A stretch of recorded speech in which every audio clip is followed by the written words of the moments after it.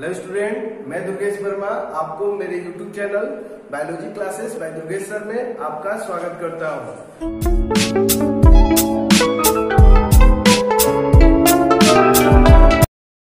मैं आज पुनः एक नया वीडियो अपलोड करने जा रहा हूं और ये वीडियो जो है ये क्लास 11th का, और जो क्लास 11th में हम लोग लेसन स्टडी कर रहे हैं वो लेसन है 3rd, जिसका नेम है प्लांट किंगडम। इस प्लांट किंगडम लेसन का कुछ टॉपिक मैंने अपने प्रीवियस वीडियो में आपको बताया है। मैं आशा करता हूं कि वो सभी टॉपिक आपको अच्छे से समझ में आ गया होगा। तो आज का जो मेरा टॉपिक है वो होगा जिम्नोस्पर्म के बारे में। मैंने जिम्नोस्पर्म के बारे में थोड़ा सा आप लोगों को बताया था।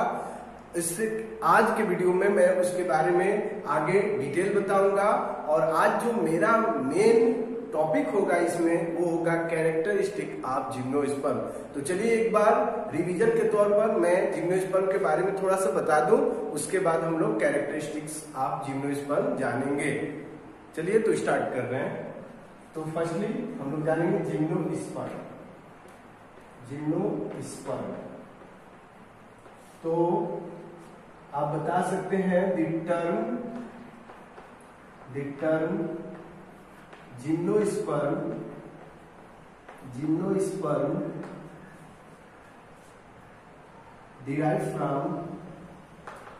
derived from two Greek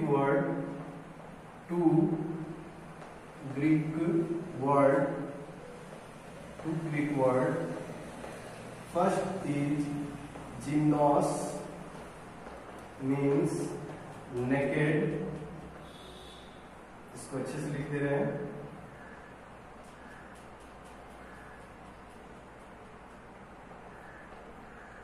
naked, and second is sperma, और sperm means seed।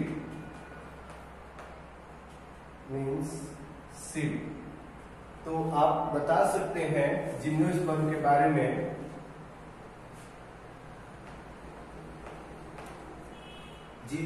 Gymnosperm is also a group of plant where all the members body do not covered by seed coat. मतलब कहने का कि बॉडी में जो seed का formation होता है वो सीड कोट से कवर्ड नहीं होता है। तो ये मेरा कहना था। तो क्लियर हो गया होगा आप लोग को। तो देखिए मेरा यही कहना है आपसे, the term gymnosperm derive from two Greek word. Gymnosperm जो टर्म है ये 2 ग्रीक वर्ड है। फर्स्ट होता है जिम्नोस, जिसका सेंस है, जिसका मीनिंग होता है नेकेड, और सेकेंड है स्पर्मा, जिसका मीनिंग होता है सीड। तो आप बता सकते हैं gymnosperm are those plants which seed does not covered by seed coat, so seed is naked। Confirm हो गया। अब इसके बारे में आगे हम आपको बताएंगे। तो ये बताया जाएगा आपको कि ये जिम्नोस्पर्म जो प्लांट हैं ये कहाँ पर पाए जाते हैं और इनका क्या कैरेक्टर होता है, ये सभी हम लोग जानेंगे। तो चलिए आगे मैं आपको बताने जा रहा हूँ कि जिम्नोस्पर्म का क्या कैरेक्टरिस्टिक्स होता है। तो चलिए स्टार्ट करें। तो इसमें नेक्स्ट हो जाएगा कैरेक्टरिस्टिक्स ऑफ जिम्नोस्पर्म।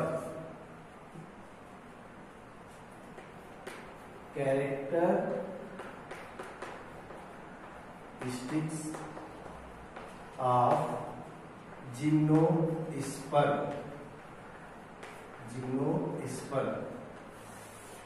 तो आप फर्स्ट कैरेक्टरिस्टिक्स जो बताएंगे वो होगा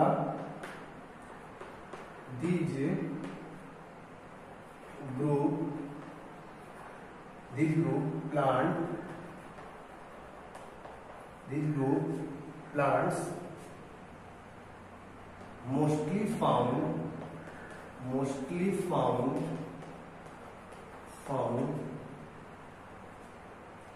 in colder region,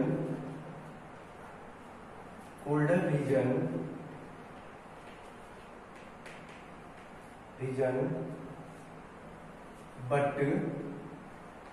few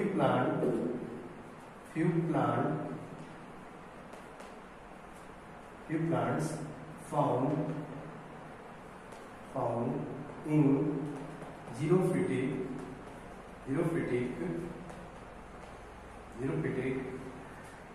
reason.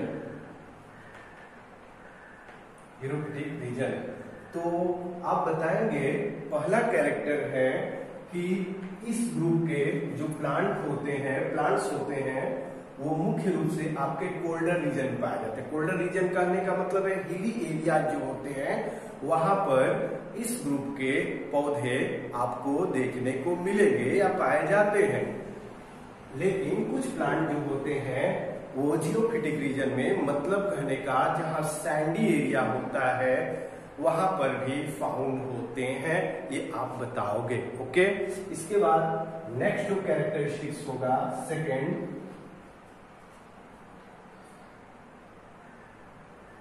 these group plants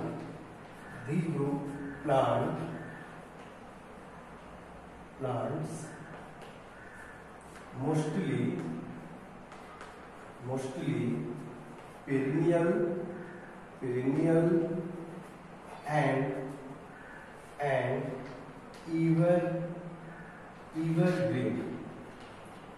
evergreen। तो आगे बताएंगे सेकंड कैरेक्टरिस्टिक्स बेटा कि इस ग्रुप के जो पौधे होते हैं वो मोस्टली पेरिनियल होते हैं, मतलब कि उनका लाइफ टाइम जो होता है मोर इयर्स में कंप्लीट होता है। कंफर्म हो गया ना। और इसके साथ ये एवरग्रीन होते हैं, मतलब ये जो होते हैं इनके जो लीफ होते हैं मोर टाइम तक प्लांट पर वैसे ही ग्रीन कलर में बने रहते हैं, फॉलन नहीं होते हैं। तो ऐसे को हम लोग एवरग्रीन के नेम से जानते हैं। कंफर्म हो गया। अब इसके बाद नेक्स्ट जो कैरेक्टरिस्टिक्स होगा वो होगा आपका मेन प्लांट बॉडी और प्लांट बॉडी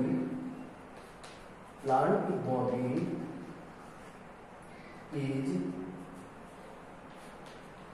स्पोरोफिटिक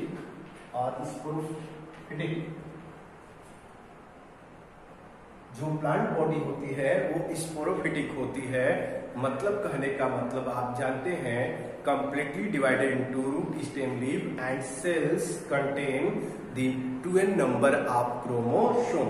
तो ये बता सकते हैं plant body is sporophytic.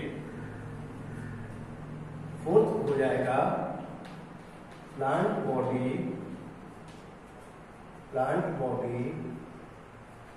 Differentiate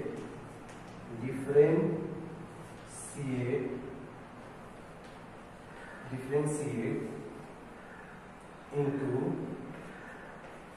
root, stem and leaf। और प्लांट बॉडी जो होता है ये डिफरेंशिएट रहता है रूट, स्टेम, लीफ में। तो ये आपका 4 कैरेक्टरिस्टिक्स हो गया जिम्नोस्पर्म का। नेक्स्ट कैरेक्टरिस्टिक्स हम लोग जानेंगे।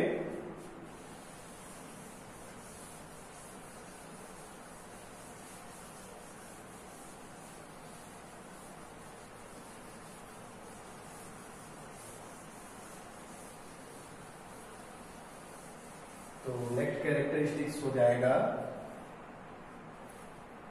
इनका होगा plant do not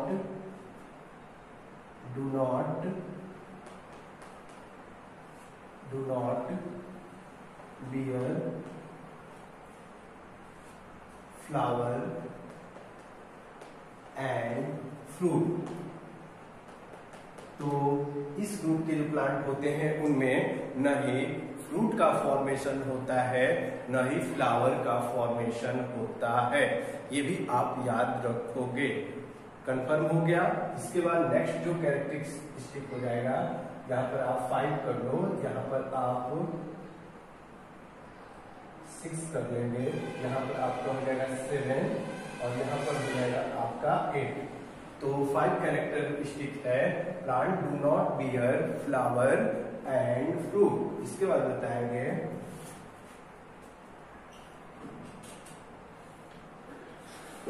on leaf surface, on leaf surface megasporangium, megasporangium and microsporangium, microsporangium, microsporangium develop. और इस प्लांट के लीफ सरफेस पे मेगास्पोरेंजियम एंड माइक्रोस्पोरेंजियम जो होते हैं ये दोनों डेवलप होते हैं। आगे बताएंगे those leaf which contain megasporangium, sporangium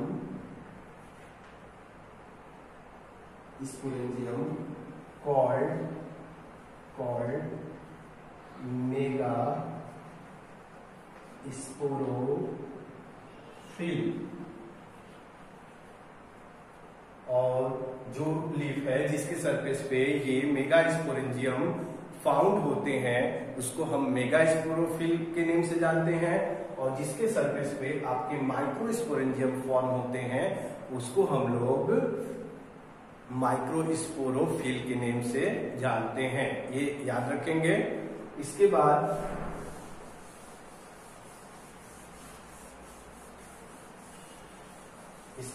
आपका नेक्स्ट जो कैरेक्टरिस्टिक्स होगा बेटा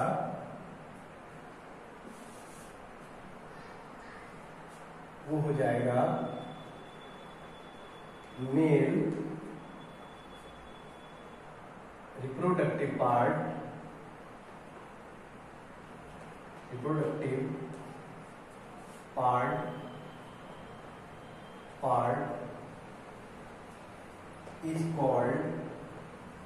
is called male cone and female reproductive part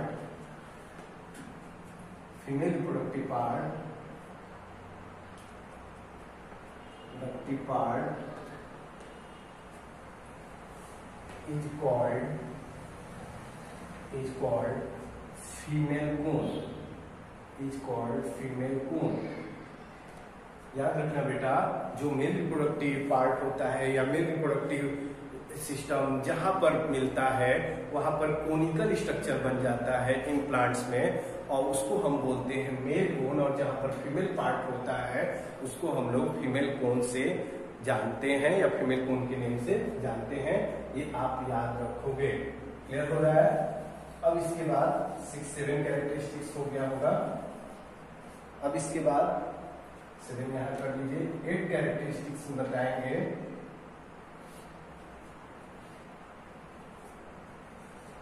female cone बहुत ही अच्छा कैरेक्टरिस्टिक्स है बेटा। Female cone found on higher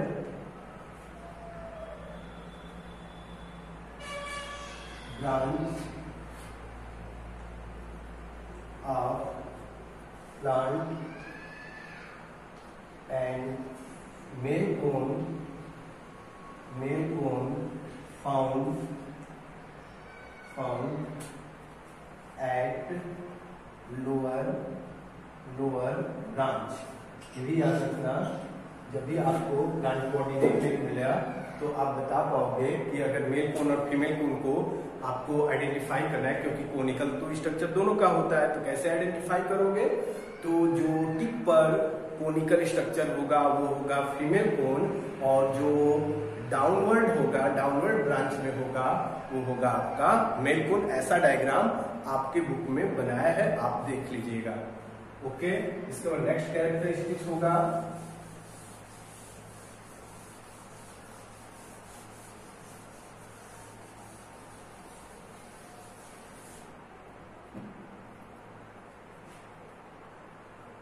In this group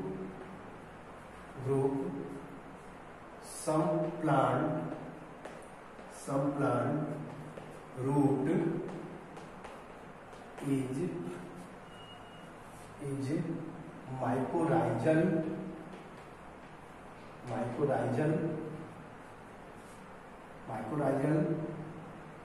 which show symbiotic association. बहुत important characteristic है सिम्बायोटिक एसोसिएशन। तो इस ग्रुप के कुछ प्लांट जो होते हैं उनमें माइकोराइजल रूट फाउंड होता है। माइकोराइजल रूट याद रखना, mycorrhizal root which is show symbiotic association and आगे बताएंगे mycorrhizal means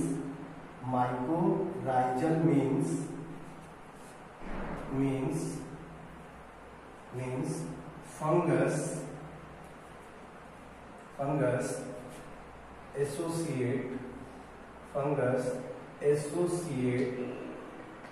associate with root।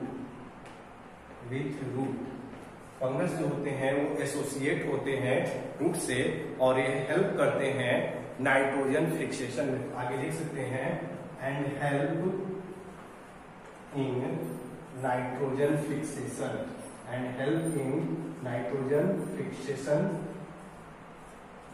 help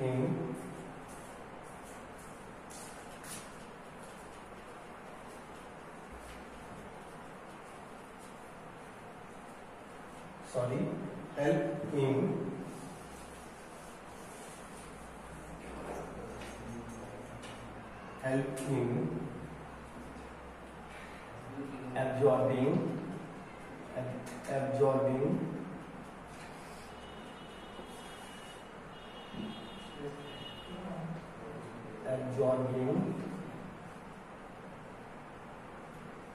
absorbing water and minerals। तो यहाँ पर आप मेनली यहाँ पर ये बताएंगे ये हेल्प करते हैं।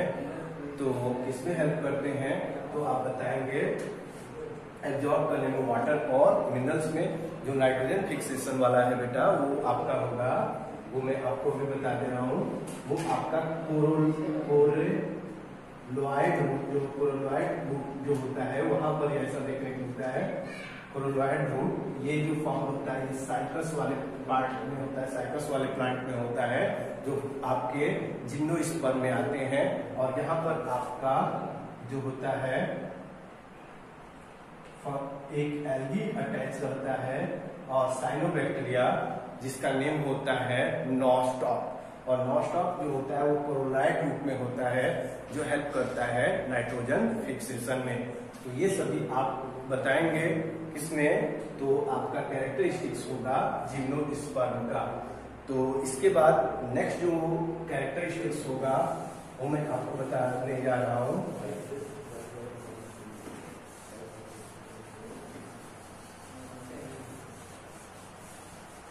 नेक्स्ट होगा आपका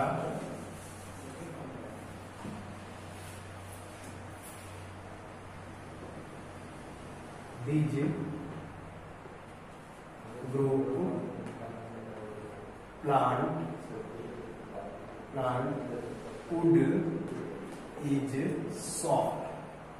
wood is soft। This group plant wood is soft which use in making paper. ये भी आप बताओगे इसमें, ठीक है। तो इस तरीके से ये टॉपिक जो होता है कंफर्म होता है। मैं यहीं पर अपने लेक्चर को एंड कर रहा हूं। Okay, thank you.